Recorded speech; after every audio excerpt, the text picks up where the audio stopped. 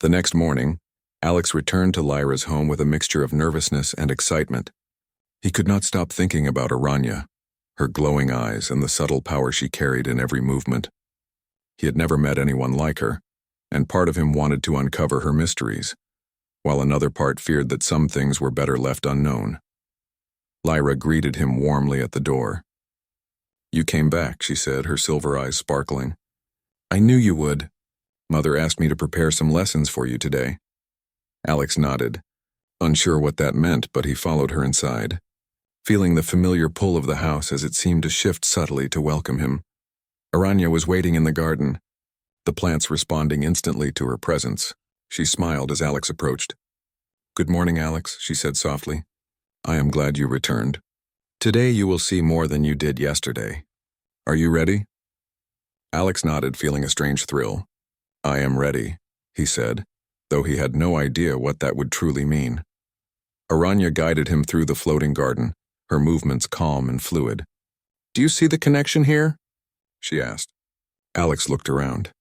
The plants moved slightly and small creatures floated toward Aranya, responding to her gestures. "Yes," he said. "Everything seems to listen to you," she nodded. "Exactly. Everything in this world is connected. Our thoughts, our actions, even our feelings influence those around us. Humans have this power too, but you often do not realize it. You act and the world reacts without you noticing." Alex frowned. "You mean we're all connected, even on Earth?" Aranya's eyes glowed faintly. "Yes, your species has potential beyond what you know. Curiosity, courage, creativity. These traits can shape your world.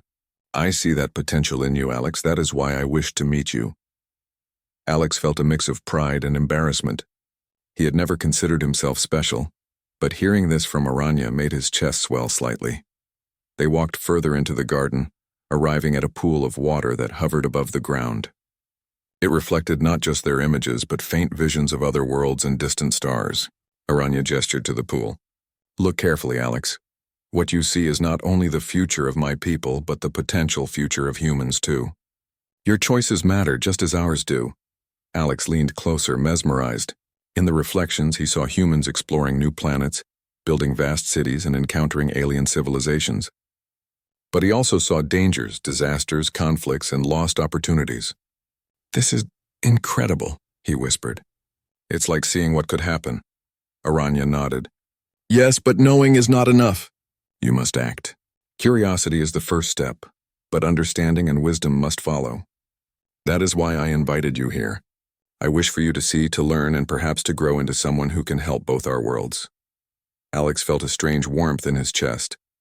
He had come here expecting to meet an alien mother, but instead he had discovered a teacher, a guide, and a glimpse of what humanity could become. For the first time he realized that meeting Aranya was not just a casual visit, it was a turning point. Over the next few hours, Aranya taught him subtle lessons. She showed him how to sense the energy around him, to notice small shifts in the environment, and to understand the emotions of others without words. Alex struggled at first, unsure how to focus, but slowly he began to notice changes. A plant would lean slightly when he approached with curiosity. A small light would shimmer in response to his touch. Lyra watched quietly, occasionally guiding him. "You're doing well," she said. "Mother is impressed." Alex felt a sense of pride, but also a bit of nervousness. He had no idea how much Aranya was noticing, or what she expected of him next. By afternoon, Aranya decided it was time for a demonstration. She held out her hands and the air around her shimmered. Energy patterns swirled like ribbons, and Alex could see faint shapes forming. Creatures, objects, and even landscapes from distant planets. "Focus, Alex," she instructed. "Do not think of control. Think of connection. Feel, do not force." Alex closed his eyes, taking a deep breath. At first, nothing happened, but slowly he felt a subtle tug, as if the air itself responded to his thoughts. A small floating orb hovered near him, reacting to his curiosity. He opened his eyes and saw it moving with his will, not forced but in harmony with his intentions. Aranya smiled. "You see, connection is not power, it is understanding. Humans can learn this too if they are patient and open." Alex nodded, amazed. He realized that everything he had thought about strength and skill was only part of the truth. True strength came from awareness, from seeing the world as an interconnected whole. As the sun began to set, painting the sky in shades of violet and gold, Aranya led him to a quiet terrace overlooking the horizon. "Alex," she said softly, "do you understand why I invited you? It is not merely curiosity. I wish to show you that your people are capable of greatness. Even small actions can ripple across the universe." Alex looked out at the distant stars, feeling a new sense of purpose. "I think I understand," he said. "You're saying humans can make a difference if we learn to notice and connect." Aranya's glowing eyes softened. "Yes, and you, Alex, have shown patience and curiosity. That is why I believe you are ready for this lesson. You must return to your world with new eyes. Observe, understand, and guide others. You will not change everything, but you can inspire growth." He felt a mixture of awe and humility. He had come to meet a mother, expecting a simple visit. Instead, he had been shown a vision of potential, a glimpse of what humans could achieve when they embraced awareness, compassion, and courage. He realized that the real lesson was not about alien powers. It was about understanding the possibilities within himself. Before he left, Aranya handed him a small crystal that pulsed softly with light. "This is a reminder," she said, "not of power but of connection. When you feel lost or uncertain, hold it and remember what you have seen here." Alex accepted it carefully, feeling its gentle warmth. Lyra walked him to the door, smiling. "Mother likes you," she said again.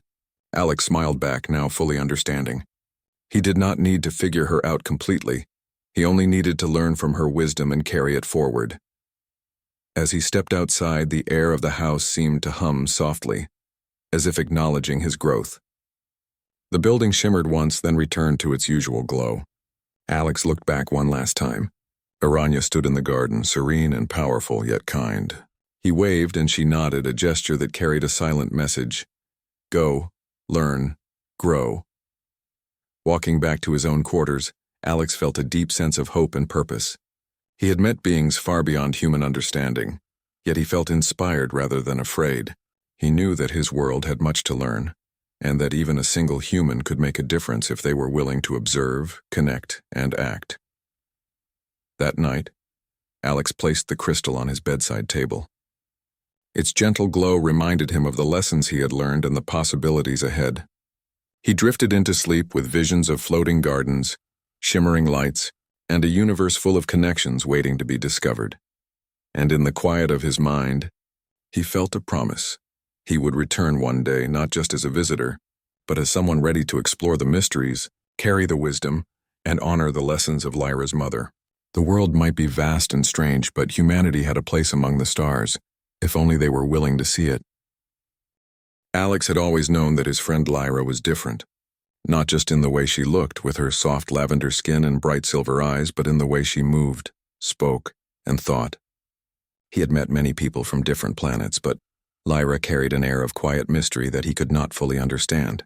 So when she said, "My mother wants to meet you," he felt a mix of excitement and nervousness. The invitation came with no warning or explanation. It was just a simple message. "Come to our home. My mother wants to see you. Don't be afraid." The words were meant to comfort him, but they only did the opposite. He had never met any alien parents before, let alone one as important as Lyra's mother. Alex spent the evening imagining all sorts of scenarios, some friendly, some terrifying.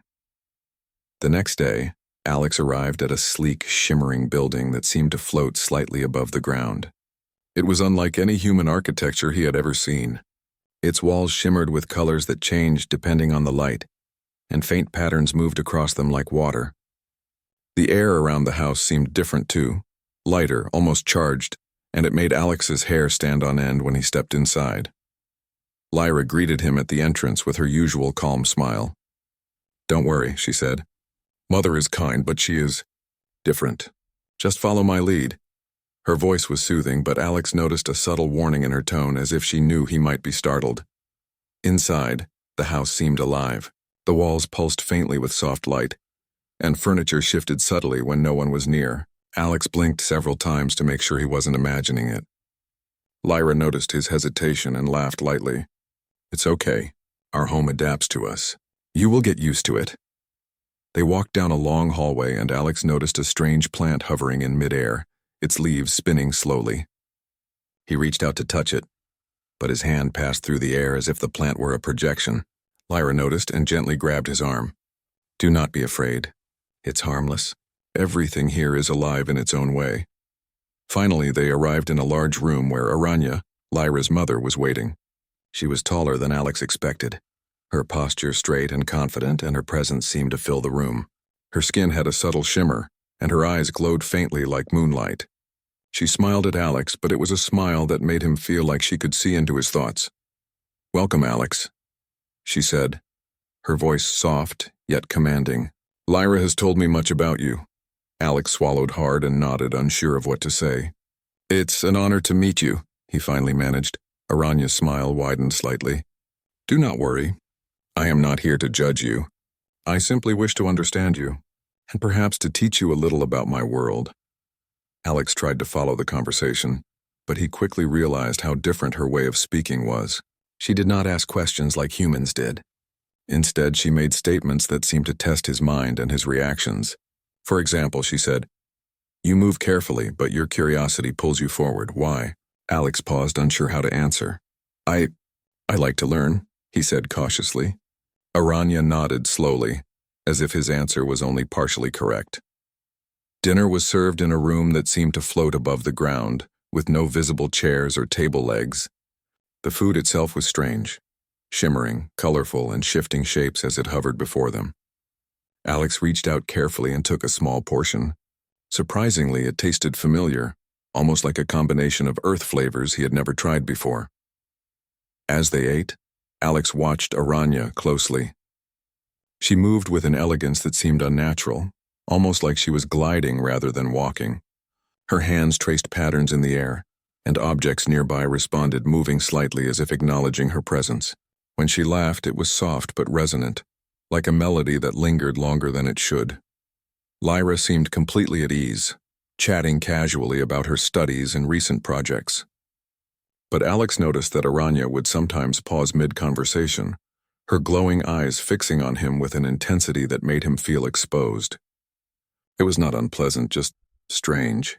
He realized that she was observing him in a way no human parent ever had, as if she were trying to understand not just what he said, but who he was inside. After dinner, Aranya suggested they take a walk around the house. As they moved through the halls, Alex noticed more strange things. One corridor was lined with floating spheres that reflected scenes from other worlds. Another room had a waterfall that defied gravity, water flowing upward before disappearing into a glowing ceiling. Every corner of the house seemed to challenge his understanding of physics. Finally, they arrived at a garden unlike anything Alex had seen. Plants with translucent leaves shimmered in colors he could not name, and small creatures floated lazily through the air. Lyra explained that many of the plants and animals were telepathically linked to Aranya, responding to her emotions and thoughts. Alex was fascinated and a little nervous. He had never encountered life forms that seemed so connected to a single consciousness. Aranya knelt near one of the floating plants and gestured to it. "Do you see, Alex? Every living thing has its own voice, its own song. Some are quiet, some loud, but all are meaningful." She looked at him closely. "Humans often think they are separate from their world. But connection is what makes life strong." Alex nodded, unsure of how to respond. He felt a strange mix of awe and fear. There was so much about Aranya that he did not understand, yet he felt drawn to her wisdom. The walk ended at a small, quiet chamber where Aranya encouraged Alex to sit. "Do not worry," she said gently. "You are safe here.